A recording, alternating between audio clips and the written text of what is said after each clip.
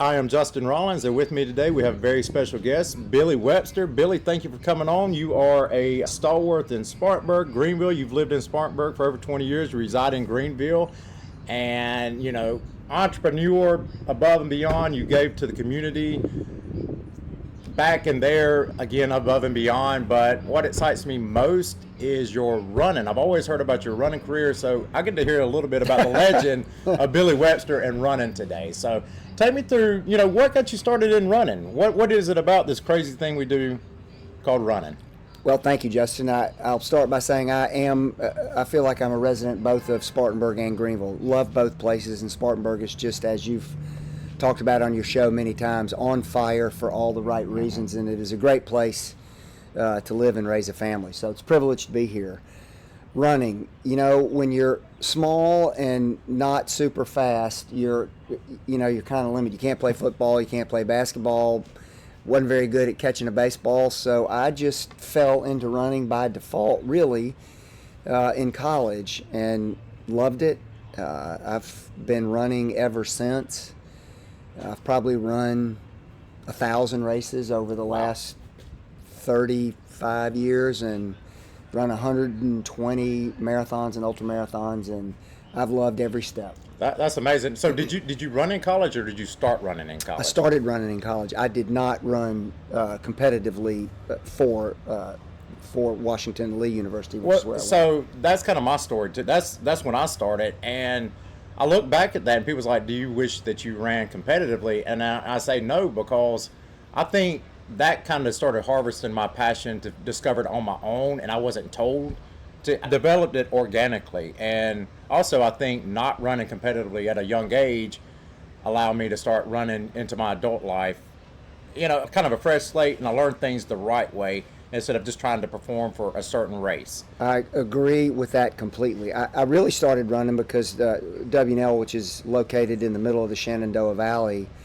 is incredibly beautiful, an amazing place to run. There's very little traffic. I mean, just kind of a place built for running. And, you would see all kinds of wildlife, turkeys, black bears, foxes, every day on a run.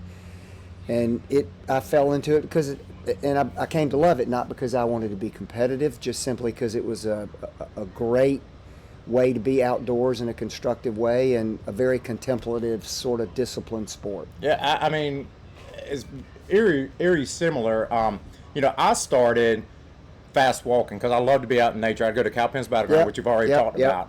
I was afraid to run because running in baseball, I was always the slowest kid on the team. A lot of people know my story. I was so slow. I hated running, hated everything about it. And one day I decided I'm going to go run. I'm going to try it. And I ran maybe 100 yards, and I thought my lungs was going to explode. And, the next day I said I'm going to try it again. I maybe run 101 yards, and it didn't get any better that day. But I ran 1 yard, but I just kept on and on and on. Right. And, then you start putting minutes and then miles, and it just organically grows. And like you said, it's a way to take nature in, and then it all starts falling in place. Well, you're starting to look at mile times. I mean, if you do all that at the beginning, you're going to fail. It's all about this goal process that we always talk about, that, you can't start out training for a marathon. You got to be able to run from here to the YMCA first. Right. So you start simple, and you get out, and like you said, you look at it a way to find nature, be at peace with yourself. Exactly. And then before you know it, you've ran over 1,000 races like you. Well, I don't think I knew that I was a competitive, goal-oriented person until I started running. I mean, it just, as you said, that's not why I started. Could have cared less about putting a number on the front of my T-shirt and going out and running a race. But it's part of doing it. After a while, somebody says, well, why don't you run this race or that race? And I absolutely loved racing. Mm-hmm. And after not very long, my goal was to qualify for the Olympic trials in 1980. And you're in college and you've got lots of free time, and so that's what I put my efforts in. And Missed it, not by a whole lot, but missed it. But I enjoyed all of it, and kind of been running competitively ever since. That's amazing, and it's one of those things that if you miss a time trial or a marathon cutoff time, you don't fail because you're still reaping the rewards of all that you've put in. That's not a fail. That's just you missed that certain time, that one time. Right. So running is so pivotal, but how has running helped form you in the entrepreneur and the businessman that you are? How did that shape you? Well, I think you just gave that answer, which is, you may not hit your exact time, and your business plan may not hit exactly, but you learn along the way. You adapt to changing circumstance, and I would say that's true in most everything people do in life. I think the lessons of running are applicable to everything I've ever done, and part of it, again, the word you used, part of it is the discipline of doing it, and the discipline of doing it every day. The second part of it is learning to live with failure and creating future success out of current failure. Right. You learn, when you don't, if you blow up in a race, why did you blow up? What did you do wrong? How do you fix it the next time? And I think those lessons apply to writing a book. They apply to starting a business. They apply to raising a family. Right. So I give running a lot of credit in the sort of the formation of the major lessons in my life. Right. And I've always told clients and friends and people who've asked, a marathon represents life. Not every day you go out there is going to be a good day. In fact, marathon training, you have a lot more rough days and you have better days. Right. But, you're going to have highs, you're going to have lows, but you got to wake up every morning and do the job. And you got to make sure you do the things to keep going. Yep. And you got to look at it like this. And if everything's up here, you're, a freak of nature. Yeah, it's not, that's the 0.001%, but even those guys, they're not, everything's not clicking, but I think it does shape you. It forms the person you are, and it really brings out your grit. Yep.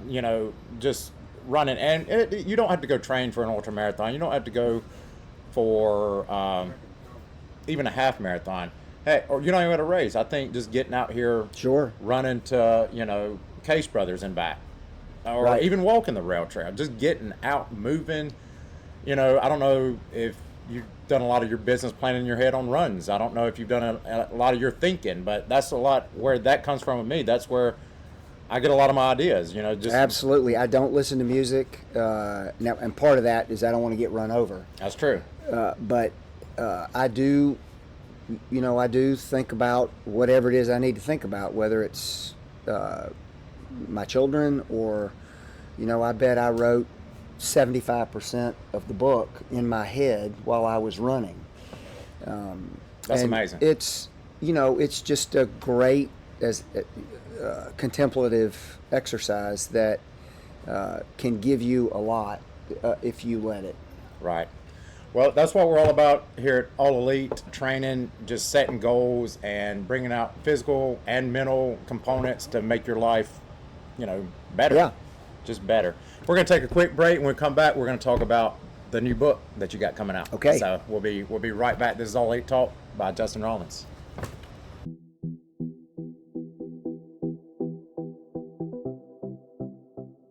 We are back. This is Billy Webster joining me today here at the Fretwell. And Billy, you have a book coming out that you were telling me a little bit about. Can you tell us the title? Or? Sure. Book comes out, official publication date is May the 20th. I'm actually having a book event here in Spartanburg before the official release.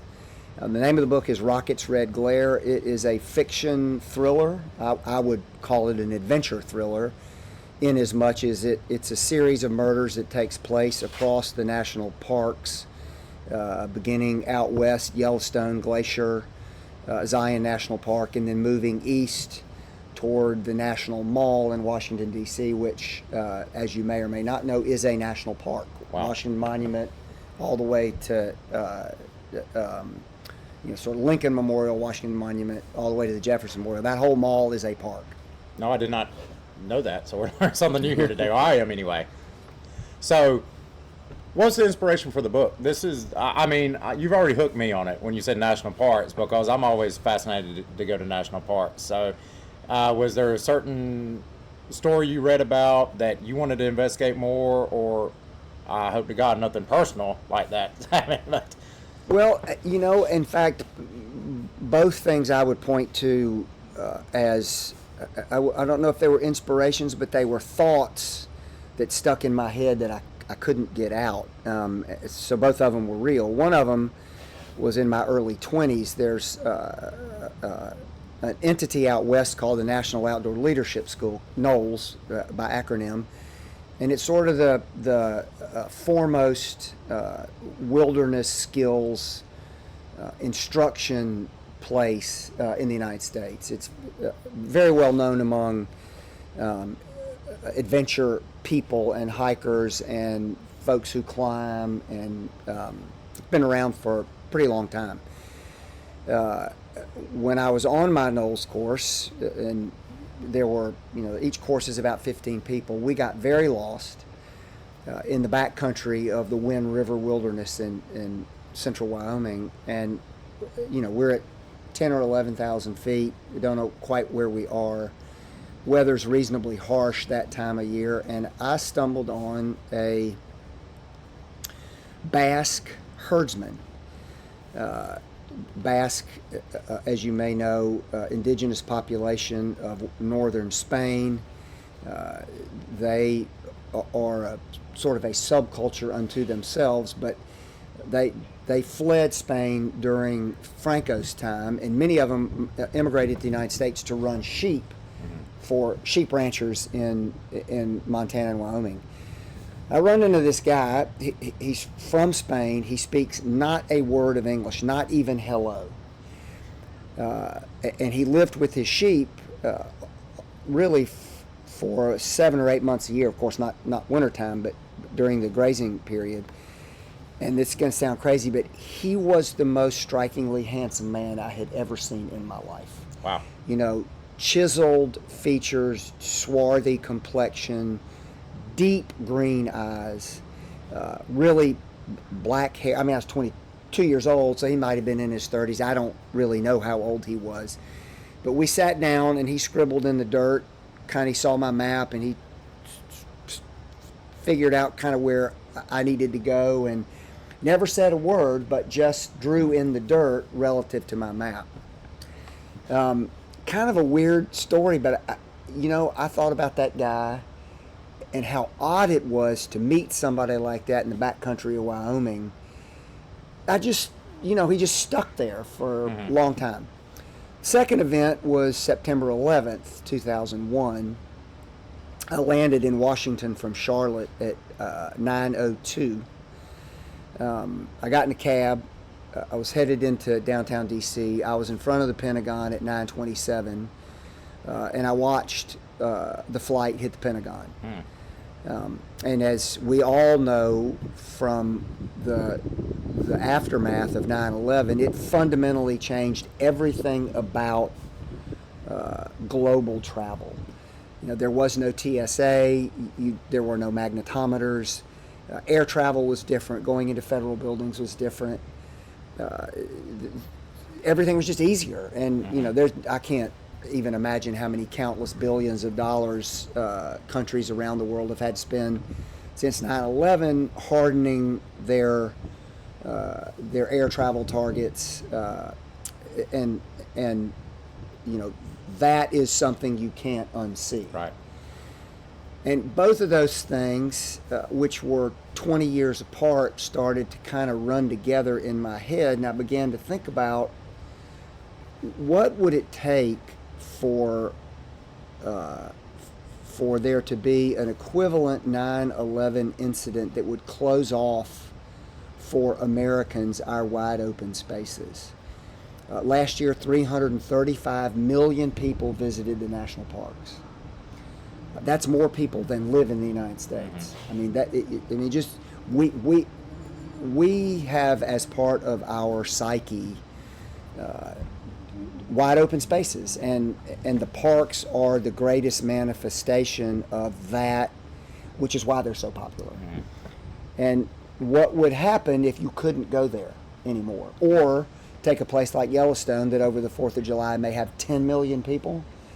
Suppose you had a lottery for 300 tent sites, and that was all the people that could go to Yellowstone over the 4th of July. So what would it look like from a terrorism point of view to create an environment where we could no longer visit our national parks? And that's kind of what the book about. The original story about that Basque herdsman, he is the hero of the book. Okay. He is morphed into a former Marine Corps sniper, but now deputy police officer on the Wind River Indian Reservation. He is half Basque, half Native American. And sort of the book, he's the hero and his dog is the assistant hero. And it's about how he unravels this terrorist plot that focuses on the parks. Wow. Well, I'm hooked. Good. Go buy a bunch of books. I'm going to buy a book. I'm going to buy a book. Amazing, great bookstore here, Hub City Books. They're carrying the book. Meg knows how to get a book. And I go from South Carolina to the Intermountain West. I go to Bozeman, Lander, Denver, do part of the tour out there, and then I come back to South Carolina for another couple weeks, and then I go to the Little Rock, Birmingham, Fairhope, Alabama. You know, just sort of different places around the South. Okay. I'm looking forward to it. I've never done anything like this. This is way out of my comfort zone. So you're going to have a book tour full on. Full on. So where can we get you in Spartanburg or South Carolina rather? You got to. I'm going to be in Greenville on the. I'm going actually. Yeah, Greenville on the 13th and the 14th, and Spartanburg on the 15th, and I'll probably be at the bookstore signing books on the 15th. Then when I come back to South Carolina, I'll be in Columbia and Litchfield Beach, and Florence, and 2 or 3. I mean, sort of working on several other venues. So we'll have ample amounts of chances to meet and greet. Yes, for anybody who wants to, that'd be great. And get the book signed. So that is awesome.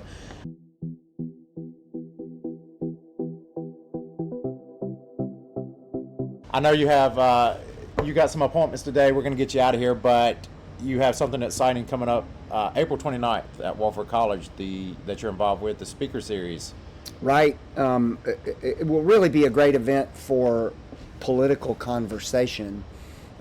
Civil political conversation, which is, as you know well, is at a premium these days. There's a lot of hatefulness in politics, and this will not be that. This is going to be Trey Gowdy on the right, Bakari Sellers on the left, both of whom are accomplished public servants.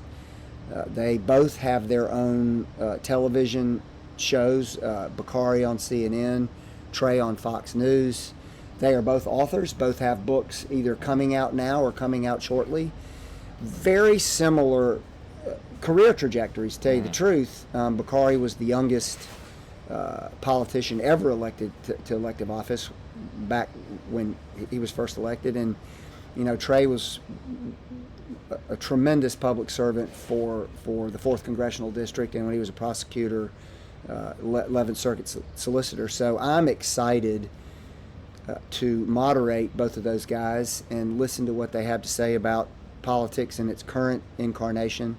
And I give Wofford, President Sam Hatt and Wofford, a huge amount of credit for allowing this to take place. A lot of institutions are under attack at the moment for wading into the political environment, and Wofford's not, and good for them. Yep, and that's huge for the community. I urge everyone to come out. This is a free event, right? Free event. I've heard nothing but good things from the community about it occurring, and I think it will be very well attended. That's amazing, and we look forward to seeing that. And this is going to be a continuing series. Are you going to be involved with it going forward? It's going to be a continuing series. I think there are going to be a number of people involved with it on an ongoing basis, and we will seek to find voices in the middle, on the left, on the right, but voices that are civil and voices that want to make constructive progress through dialogue as opposed to just screaming at each other. Absolutely. That's what we need. Yes, sir. You're right, dialogue. Justin. Yep. We need dialogue.